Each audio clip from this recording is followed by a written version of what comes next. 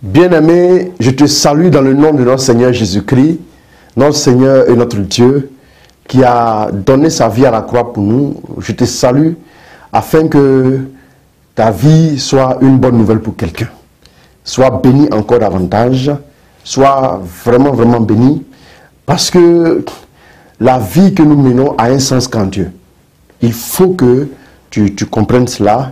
Et je voudrais te saluer et bienvenue à notre moment de grâce, à notre moment destiné aux élus de Dieu, notre moment merveilleux, instant prophétique. Je suis Chris Roland Ouattara.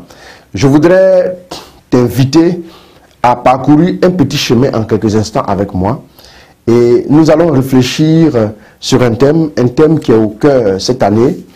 Cette année, parce que c'est l'année excellente que le pape nous a donnée.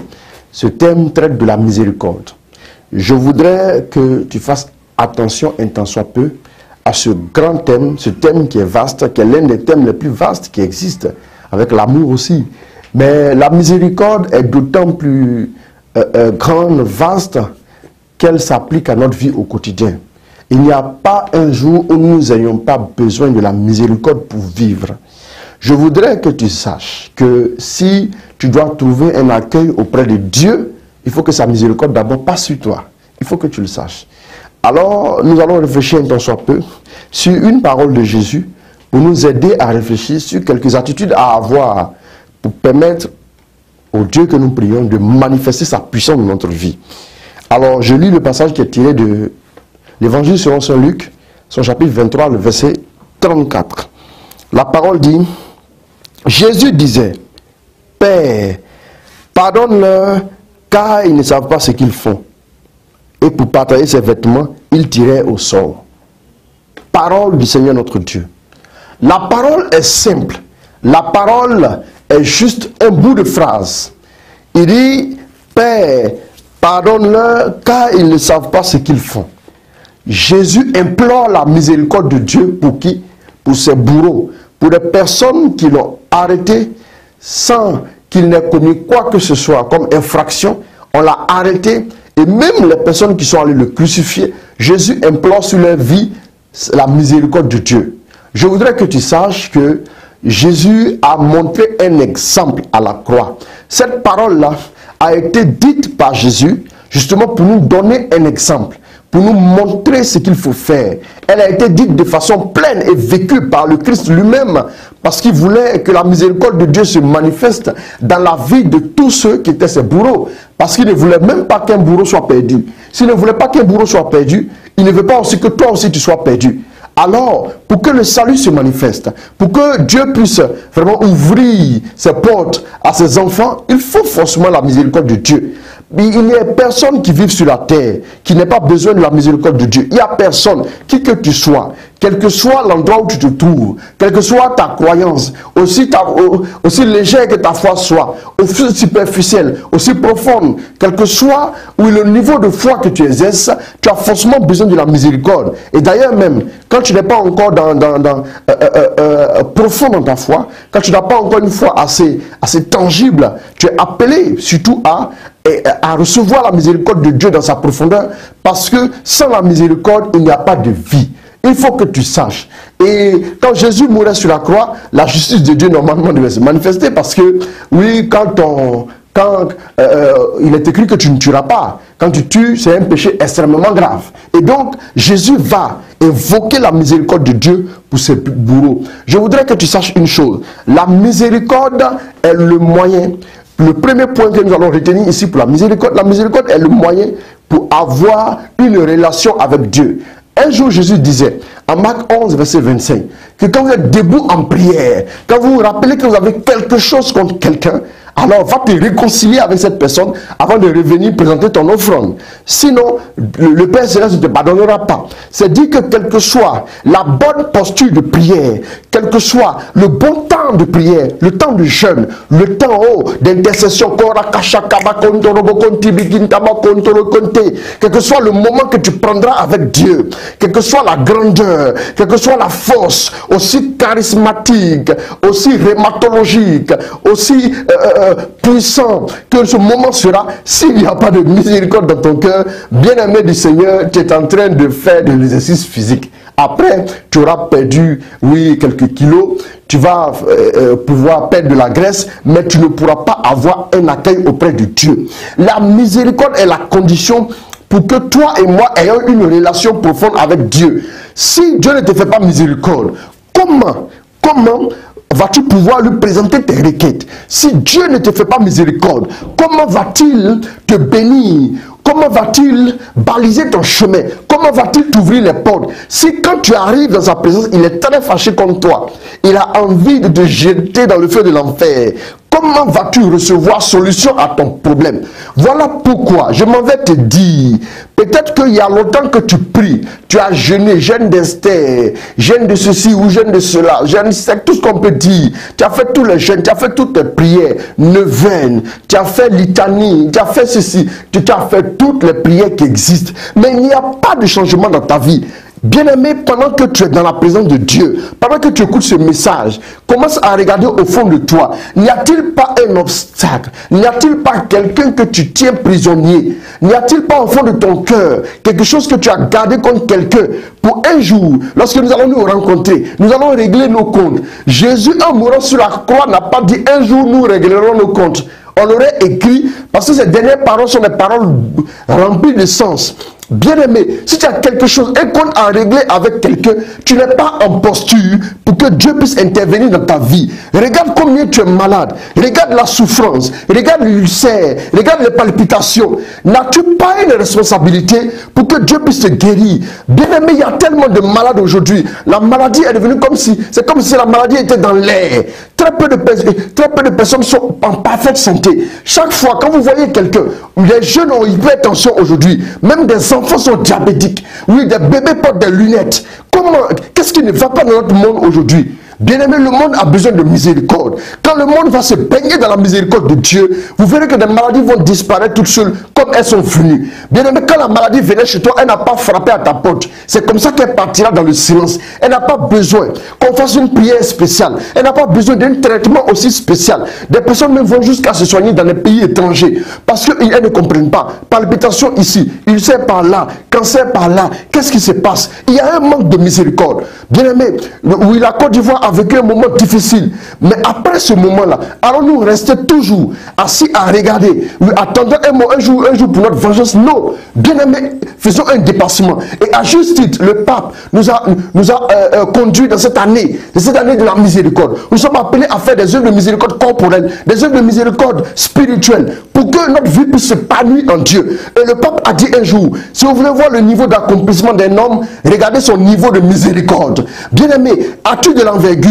As-tu une vie où tu fais beaucoup de miséricorde? Alors tu as de l'envergure. Même si on t'écrase, même si on te persécute, même si les hommes ne te considèrent pas, écoute-moi bien, tu es un homme ou une femme de miséricorde, alors Dieu va déployer tes ailes au moment venu pour que sa grâce puisse s'étendre jusqu'aux confins de la terre. Jésus est le miséricordieux par excellence. Si nous voulons imiter Jésus, nous sommes appelés à prendre tout de lui, à prendre aussi la miséricorde, à regarder nos frères qui nous ont blessés, à regarder nos frères qui nous ont méprisés, nos frères qui n'ont pas cru en nous, qu'il leur dit, je te pardonne. Oui, non pas forcément pour leur dire, car ils ne savent pas ce qu'ils font, parce que Jésus le disait à Dieu. Tu peux le dire dans la prière, Père, il faut leur pardonner car ils ne savent pas ce qu'ils font. Voyez-vous, Étienne, même quand on le lapidait, à un moment si difficile de sa vie, à un moment où on avait désiré de mettre un terme à sa vie, Étienne a fait quoi? Étienne a dit, Père, ne leur compte pas ce péché. Bien-aimés, laissez-moi vous dire une chose. Je le pense et je le crois. Je pense que c'est parce que Étienne a dit, Père, pardonne-leur, que Paul qui était assis là a été converti. Si ce n'était pas la miséricorde de Dieu, Paul n'aurait pas rencontré la conversion. Or, il y avait quelque chose de grand que Dieu devait réaliser par le canal de Paul. Mais si Étienne ne faisait pas miséricorde, en demandant la miséricorde à Dieu, je crois que Paul, les portes, oui, de la conversion auraient été refermées. Oui, devant le regard de Paul, il n'aurait pas eu le royaume des cieux. Bien aimé, la miséricorde est capitale pour ta vie. Je ne sais pas qui tu as emprisonné dans ton cœur. Je ne sais pas qu'est-ce qui se passe. Je ne sais pas quelle souffrance tu as endurée jusqu'à maintenant. Mais je t'invite à poser le pas de la miséricorde. Oui, pardonne à quelqu'un. Pardonne à un frère. Pardonne à une soeur. Pardonne à un fils. Pardonne à une fille. Pardonne à une collègue. Pardonne, oui, à un ami. Mais il faut que tu le fasses. Quand tu vas faire miséricorde, ta destinée va commencer à s'épanouir. Le deuxième point, la miséricorde est le moyen pour l'épanouissement des fils de Dieu. Bien-aimé, la Bible dit qu'il y a plus de joie à donner qu'à recevoir. Selon Acte 20, verset 35. Quand tu donnes miséricorde, tu sens que le vent de l'épanouissement commence à souffler dans ta vie. Parce que quand tu refuses de faire miséricorde à quelqu'un, quand tu vois la personne, ton cœur bat un peu plus vite. C'est que la présence de cette personne n'arrive pas à t'épanouir. Or, si tu en veux à plusieurs personnes en même temps, comment vas-tu t'épanouir dans la vie? Mais quand tu fais miséricorde, les hommes auront, oui, un témoignage de grâce. Bien-aimé, il n'y a personne sur cette terre, aussi insensible soit-elle, ne comprendra pas que la miséricorde vienne de Dieu. Tout le monde, même ceux qui ne sont pas chrétiens, savent que tous ceux qui ont fait miséricorde, il y a des grands noms sur cette terre qui ont marqué le monde par leur vie de miséricorde. Nous connaissons des exemples typiques, au point que quand ces personnes-là sont mortes, beaucoup de personnes ont voulu faire des déclarations aussi pour saluer la mémoire de ces personnes. Mais si tu ne fais pas une déclaration, c'est toi qui n'es pas important. Et donc pourquoi? Parce que ces hommes-là ont pu vivre la miséricorde. Jésus, oui, est le modèle par excellence. Jésus, je le crois, est l'homme le plus merveilleux qui a vécu sur cette terre-là. Et je crois que Jésus nous a montré l'exemple de la miséricorde. Quand tu as été rejeté, quand ta belle famille t'a persécuté, dominé, écrasé, il faut que tu fasses miséricorde. Fais miséricorde à ton mari. Si ce n'est pas la miséricorde, ton foyer va se casser en deux très vite. Il faut que tu fasses miséricorde. Et même, Dieu t'invite à aller plus loin. Prier pour celui qui te persécute. Quand on fait miséricorde, on se dit que la personne ne va plus recommencer. Mais quelle est la garantie? Que tu fais miséricorde, prépare-toi aussi en te disant que la personne peut recommencer. Un jour, Pierre demande à Jésus, combien de fois dois-je pardonner à mon frère qui m'aura offensé? Jésus lui a dit 7 fois, 77 fois. Tout simplement pour lui dire que autant de fois que ton frère viendra vers toi, pardonne-lui. Ne dis pas tu es un récidiviste. Il faut que tu saches que la miséricorde est capable, et c'est ce que je donne au troisième point, est de déployer la destinée de quelqu'un. Si tu veux voir éclore le potentiel dans quelqu'un, fais-le miséricorde. Si tu veux voir éclore la destinée de quelqu'un, il faut que la miséricorde se manifeste. Un homme comme Paul a vu sa destinée éclore quand la miséricorde de Dieu pour lui s'est manifestée. Un homme comme Pierre a dit à Jésus un jour, écoute, éloigne-toi de moi parce que je suis pécheur. Mais Jésus lui a dit, viens, tu seras pécheur d'homme.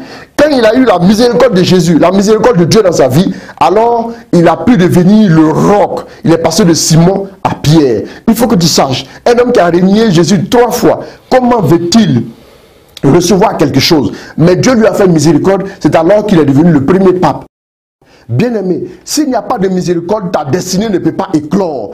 Et donc, quand toi, tu fais miséricorde à un frère ou à une soeur, tu l'aides à éclore sa destinée en Dieu. Plus tu fais miséricorde, plus il aura un changement dans la vie de l'autre.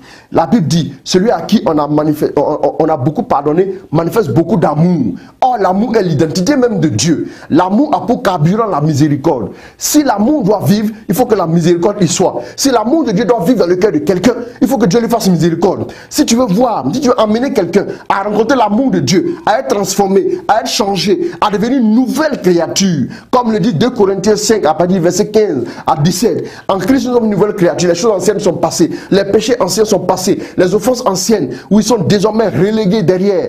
Il faut que tu vives la miséricorde de Dieu. Bien-aimé, ta destinée pourra s'éclore quand tu rencontreras la miséricorde de Dieu. Mais quand toi aussi tu donneras la miséricorde de Dieu, tu aideras Dieu à éclore la destinée des autres. Jésus a pardonné à ses disciples chaque fois. Jésus les a pris, il les a aimés. Il leur a montré la miséricorde de Dieu. Et donc ces disciples-là sont arrivés à un niveau où ils ont pu déployer les ailes. Ils ont été des témoins vivants, des témoins concrets. Tout simplement par la force de la miséricorde.